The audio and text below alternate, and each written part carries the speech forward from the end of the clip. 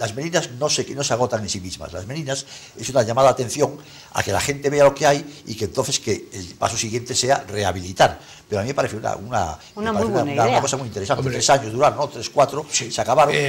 Yo siempre le decía, y sigo manteniendo, que salir en la prensa nacional y en la televisión nacional un barrio de Canido, en este caso un barrio de Ferrol, identificado con un acontecimiento artístico, es algo que los propios vecinos de Canido tenemos que poner en valor.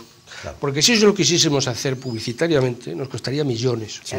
Millones nos costaría. Pues han venido artistas de fuera, ¿eh? Han venido los mejores grandes artistas. Porque, ¿qué pasa? Monche Borrajo era, nunca mejor dicho, era todo un espectáculo el verlo como pintaba su menina. Te podrá gustar o no te podrá gustar, pero claro, si yo pinto la menina que pintó Moncho Borrajo y dice, mira, pero ¿qué tal estaba amarrachada de ahí? Pero es que era Moncho Borrajo. Claro. Y aparte de que era, ya te digo, era el hombre espectáculo. Porque mientras que pintaba con sus pinceles, bajaba, y además daba casualidad que en ese momento estaba actuando la banda de música de Ferrol, y el tío pues, bajaba, hacía sus bailes flamenco, claro, con unas tablas impresionantes, y a continuación seguía pintando. Además, creo que Ferrol, que tiene una gran tradición pictórica, pero donde las asociaciones culturales pictóricas crecen como las setas, porque hay la aquí, la de allá, la de más allá, sin embargo, ahí prácticamente todos, salvo algún caso, todos colaboraron. Veías a todos. Además fue una manera de traer a la gente a Canido. Yo siempre trato de decir que hay que hacer que la gente suba a Canido. Y la gente cuando sube a Canido nos beneficiamos todos. Porque aquel que tiene su empresa, aquel que tiene su comercio, la gente sube y se da cuenta que Canido, oye, que tiene los mismos comercios que tienes aquí abajo, que están los bares, que hay mucho pequeño comercio que puede, de estos acontecimientos, puede sacarle un gran rendimiento. Quizá a veces lo que suceda, que, hombre, el mundo cada vez es más pequeño y hoy se viaja cada vez más. Y cuando viajas por el mundo adelante y te encuentras ciudades como es Viena, con barrios que están pintados, que están como los grafitis de Nueva York, y después es que también lo tengo yo en mi barrio. Lo que pasa es que a la gente, mucha gente, sobre todo gente mayor, que interpreta, esto estás pintorreando una casa. No, pero mire, que esto es arte, le guste, o crea que no, esto es arte. Y además da la casualidad que vinieron artistas de gran caché, o sea, de que estaban en el ranking de grandes pintores gallegos. Y entonces, claro, decía, oye, es que esto es un gran acontecimiento para el barrio, y un gran mérito de Eduardo Hermida y de Avelino, precisamente el poder conseguir lo que se le hizo. Habrá meninas que te guste más o habrá que te gusten menos, pero así ha pintado. Ahí quedó la muestra. Es una pena que no siguiese. Y ya digo, para mí el problema no es agotar a sí mismo, sino es la llamada de atención para que luego el paso siguiente sea donde están pintadas esas meninas, esa casa que está a ti, que se rehabilite y tal. Pero bueno, es llamar la atención. Me parece una idea entonces, muy buena. yo lo que estoy viendo es que es un barrio fundamentalmente pionero en cosas. Porque es un barrio con un gran sentimiento artístico. Y pionero. Es un gran, hasta si quieres te digo, un barrio con un sentimiento bohemio. Sí. O sea, Canido está lleno de artistas. O sea, Canido ha estado en estudios de pintores, pero que no te puedes imaginar. O sea, desde González Collado, Eduardo Hermida, en fin, hay mucha gente que tiene su corruncho artístico, por decirlo de alguna forma, ubicado en esa zona. O sea, tienes a Carmelo González, era de allí, pero es que Julio Iglesias pintó el barrio, Ferrín, o sea, fue un lugar de artistas, de Pérez Parallé, no nos olvidemos, fue un lugar de gente muy interesante. Pérez Parallé, que por cierto, la Asociación de Vecinos de Canido se une al Centro Gallego de Barcelona, que quieren hacer la petición para que se dedique el Día de las Letras Gallegas, el próximo, a Pérez Parallé. Nosotros, por supuesto, nos adherimos. Muy bien, nos adherimos, fenomenal. Pero yo aquí también quería hacer una salvedad, que creo que hay un señor que es Carballo Calero, con independencia que al final de su vida derivase a unas posturas no muy a gusto de todos, pero que trabajó 30 años de una manera intensa, o sea, yo creo que Carballo Calero también es otro hombre muy merecedor del tema, ¿eh? Bueno, pero bueno, Juan, la historia es larga y habrá tiempo para todos, habrá que empezar. Por supuesto, hace unos días me presentaron la posibilidad de que si nosotros nos adheríamos a esta petición, pues sí. Y fíjate, lo que pasa siempre, esto se inicia en el Centro Gallego de Barcelona. Un poco decir, oye, es triste que se tienen que acordar de fuera lo que hay aquí dentro, ¿no? Por eso, a veces, quizá, eres más ferrolano cuando estás fuera que cuando estás en Ferrol. Ves las cosas de otra perspectiva, muchas veces. Eso es muy ferrolano y muy español, ¿no? O sea, fuera de España todos somos muy españoles. No se agota, fíjate, Alonso López era de Canido, claro, Balás era de Canido, Fontena Leal era de Canido. Sí, claro. O sea, de Canido, la Plaza de la Tahona. Los López Boufa, padre e hijo, eran de Canido. O sea, y bueno, y de Canido era Pimborete, el cazador de gatos, y de Canido era un personaje entrañable de la vida ferrolana, que era Marusiña, nunca llegamos. Marusiña era la de las coletas. Era de Canido Era también. de Canido también. Claro, sí, me acuerdo cuando bajaba siempre por la calle del hospital. hospital. Era de Canido, era de Cuando Canido. bajaba por la calle del hospital, Sí, sí. era la de la señora de las trenzas. Nunca chejamos a ricos. Nunca chejamos a ricos. Ahí me daba, yo me acuerdo de niño, me daba me daba miedo. Porque pegaba. Bueno, si no le daba, si le había tomado una tacilla, pues a lo mejor estaba un poco enfadada y Sí, tal. no, porque ella en aquella época haría un peso. O sea, si le dabas menos de un peso, decía, con una peseta nunca chejamos. Claro, rico, no llegaba, evidentemente. Bueno, eran unos tipos míticos de Ferrol en cuanto a Topacho, eran personajes, Piñón, aquellos de Ferrol estaba lleno en aquel momento lleno de personajes. Pachara Padre. Pachara Padre. Sí, había una cantidad de personajes. ¿Quiénes eran? Topacho, esto que estabais diciendo. ¿Qué os acordáis? El viejo Aranda. Dieguito Cabezón, ¿quién más? Chorizo, Maruja Racú. Bueno, había una serie de personajes. Cucuyu, hay una serie de personajes, Pandilla, uno que estaba siempre solo. Pandilla. Bueno, personajes muy curiosos. Todos tenemos en la familia siempre a guitar la famosa Loca de Cañete, ¿sí? Muy ferrolana, por cierto. No me digas que la Loca de Cañete era ferrolana. Sí, por eso algo habré heredado. No me digas. Sí. De los Maristani. Sí, fíjate. Sin más lejos, yo últimamente voy mucho a Santiago, tengo allí mi hija estudiando y tal, y a mí me encanta cuando veo allí las Marías, pues esos personajes a lo mejor habría que recuperarlos. A lo mejor en la Plaza de España, que no saben qué hacer, yo colocaría las estatuas de todos estos personajes. Oye, pues ahora que lo dices, sería muy buena idea, ¿eh? Pues sí, estos personajes típicos, ¿verdad? Así, tal, pero bueno. No, sí, no, pero no estaría mal, porque le daría un poquitito de calor a esa plaza tan desangelada. Vas a la Plaza del Bor de Coruña y ves los personajes también curiosísimos. No, sí, pero, hombre, todas las ciudades debemos de recabar en nuestra propia historia, ¿no? Y poner en valor lo que es nuestro, ¿no? Porque además sucede muchas veces que las generaciones pasan y después al final la gente no se acuerda que en Canido había una fuente, porque por desgracia la civilización, lo que hoy llaman... Ni del Cristo de la Taona. Exactamente. El Cristo Rate, que hoy, bueno, si te dejas un día a hablar un momentillo de él. Habla ahora, ¿dónde está el Cristo de la Taona? El Cristo de la Taona, en estos momentos, según me dijeron desde Santiago, fíjate, no me he enterado de aquí. Ese Cristo desapareció. Está en el mausoleo del Monte Gallás. Perdón, dije mausoleo. El museo, quise decir, ¿no? ¿Qué me estás contando? Está allí, pero sí. ese no estaba bueno, el Cristo de la Taona no estaba en Canido, en el... Vamos a ver. Bueno, yo te transmití lo que me dijo Eduardo. Ya. Que lo habían llevado... Bueno, pues a mí me dijo de Santiago.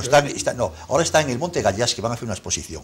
Pero lo que no puede ser, mira, la Mona Lisa no se la llevarían de París sin avisar. Claro. El Cristo de la Taona es la obra más antigua de Ferrol, es el resto del siglo XIV más antiguo que tenemos, es una cosa importantísima de nuestro patrimonio artístico. Y desde que Bonifacio Borreiro lo colocó en lugar preferente, en el Centro Cultural, todos y todas las siguientes concelleiros de cultura han tenido un total desprecio hacia ello, lo han tenido por ahí abandonado, ha llegado sartillado en el patio, y nunca sabemos lo que ha pasado con él. Si no se hace una reposición, o sea, un recuerdo del Canido, por lo menos tiene que estar en el Centro Cultural, avisa a todos. Repito, siglo XIV, lo más antiguo que hay en Ferrol, luego observa el siglo XIV, es el Cristo de la Taona. Y lleva un nombre, la Plaza de la Taona. La Plaza de la Taona. Bueno, ya digo precisamente ahí en el vecindario no nos acabamos de poner de acuerdo. Sí, a lo mejor una réplica, porque, claro, porque original... pero claro, yo también escuchaba que de la réplica, dice, es que una réplica siempre es un peligro.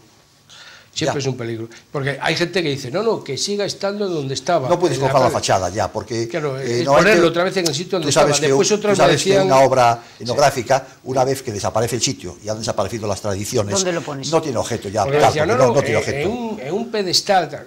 No, tampoco, porque nunca estuvo en un pedestal, siempre estuvo en la pared, porque estaba en el suelo, lo recogieron del suelo. Esto estuvo en San Roque, abajo, en el siglo XIV. Lo recogieron en el siglo XVII, lo colocaron en una pared y ahí estuvo hasta que alguien, pues se hizo cargo de él y tal. Además, es Cristo por delante. Exactamente, esa más. Las dos caras. Sí. Pero tiene historia porque había desaparecido, ¿verdad? Ese Cristo desapareció un buen día. Bueno, luego se recuperó, no desapareció. Digamos que entre comillas desapareció. Bueno, desapareció entre comillas, de la manera. Digamos que un avispado constructor compró la casa, avispado. Se quedó con el Cristo, vendió la casa sin el Cristo y luego vendió el Cristo o pidió a cambio dinero por el Cristo, lo que tú quieras. Entonces se recuperó. Te veo muy benévolo esta noche, un avispado constructor, está muy bien. Una vez que se recuperó el Cristo, Sin embargo, hubo un señor, que ya digo, voy a decir el nombre de él porque se lo merece, que es Bonifacio Borreiro, lo colocó en el Centro Cultural, muy bien colocado allí, mientras se buscaba otro sitio, si se decidía si se llevaba a Canido o no.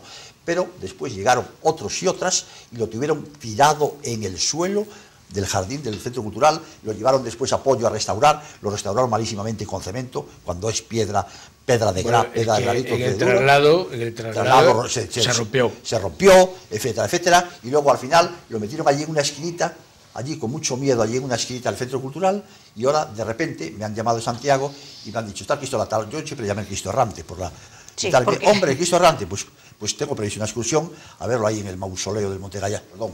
Siempre llamo mausoleo, el Museo del Monte Gallás. No sé por qué será. No sé por qué será lo del mausoleo. Mira, y yo digo lo siguiente. Estás asociando ideas. No sé, a lo mejor, porque el lugar de descanso del Cristo, que se lo merece, vamos. No lo sé. El Cristo Errante, bueno. Pero es más bien piramidal, ¿no? Lo del Monte Gallás. ¿Nos parece una especie, una obra, un disparate? Es de esos disparates por los que desgraciadamente estamos como estamos ahora, por uno de esos disparates, ¿no? La Ciudad de la Cultura es Santiago, o sea, inventar una ciudad de la cultura de un monte, la ciudad de la cultura es Santiago, per se. Deseu, como se dice en galego. Deseu es catal.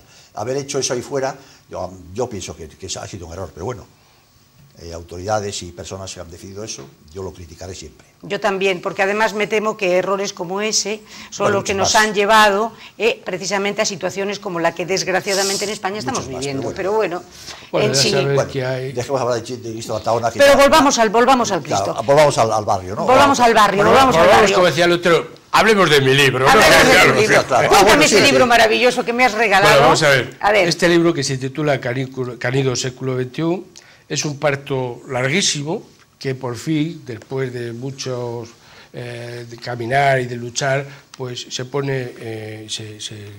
presentará el próximo día 15, el viernes a las 7 de la tarde, estará el alcalde y presidente de la Diputación. Y entonces, bueno, pues este libro que te acabo de dedicar y que te leo la dedicatoria, la Asociación de Vecinos de Canido, a Pepa Antón, conductora del programa El Toro por los Cuernos, con afecto. En directo, porque ya estábamos en el aire, en directo a 13 de julio de 2012. Muchísimas gracias. Y aquí, Pepa, pues bueno, es una publicación que coordina Juan Burgoa, y pues aquí aparece, pues todos, te los leo a todos, porque si no, pues mira, está Fernando Bores, Juan Burgoa, Julio Ferrín, Eduardo Hermida, Jaime López, Felipe Martínez Cotobaz, Álvaro Porto, Elia Rico, José Varela y Eliseo Zaira, con textos de Vicente Araguas, Manuel Mas Díaz, José María Pérez Parallé y Xoana Torres. Y la portada es de un cuadro que nos hizo y nos regaló precisamente Collado, que dice para la Asociación de Vecinos de Canido, González Collado, 2010. Pero es que esto empezó en el año 2010, aunque no te lo creas. Y fíjate, el parto, fíjate cuánto fue el embarazo, que del 2010, pues el parto es ahora el 15 el viernes próximo a las 7 de la tarde. Y ya te digo, esto es una pequeña obra que, como dijimos el otro día, cuando nos reunimos todos los que habían colaborado en el libro, pues yo les decía que es una forma precisamente de hacer historia, ¿no? De que las generaciones que nos vengan detrás, pues que sepan la historia del barrio, ¿no? Entonces, bueno, pues muchísimas gracias. La historia del barrio, encantada. Oye, la portada es preciosa. Sí, la portada es muy bonita. Preciosa. Yo no sé si lo ven ustedes, no sé. Los dibujos de Ferrín. Pero es precioso. Están las meninas. Muchísimas gracias. Está todo. Bueno, ¿y cómo vemos Canido en el siglo XXI? ¿Qué problemas? Porque, claro, hablábamos un poco, hacíamos literatura. Martínez Cotobaz hace fíjate, dio tiempo a que lo que iba a ser un futurible es una realidad, porque ahí estaba hablando Felipe, arquitecto del ayuntamiento, estaba contándonos cómo iba a ser el comienzo del plan Urban, cómo iba a ser. Bueno, pues ahora mismo ya está por fin el crucero funcionando como producto del plan Urban, ¿no? Y entonces, bueno, pues ¿cómo es el futuro? El futuro es continuar con el plan Urban. Lo que pasa es que, bueno, se arrancó en muchas cosas mal, y al arrancar en situación mal, pues desarrollaron lo que se pudo desarrollar. Pero para que los vecinos sepan cómo está a día de hoy, pues te puedo decir que la obra del Baluarte y Atocha, como dije al principio, están precisamente para empezar. Falta el que contrate a un aparejador, que será cuestión de una semana.